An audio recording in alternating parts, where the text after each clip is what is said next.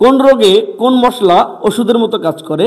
কাশির সমস্যায় লবঙ্গ, দাঁতের সমস্যায় গোলমরিচ, ডায়াবেটিসের সমস্যায় দারুচিনি, ক্যান্সার সমস্যায় জাফরান, আলসার সমস্যায় মেথি, লিভারের সমস্যায় জিরা এবং হজমের সমস্যায় ধনে। প্রিয় দর্শক বন্ধুরা, দেহের বিভিন্ন প্রয়োজনে আপনারা কখন কি খাবেন?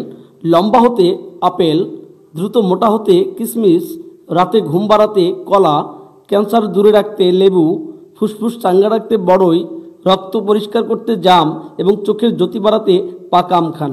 উপকারী কিছু স্বাস্থ্য টিপস সবার জেনে নেওয়া উচিত।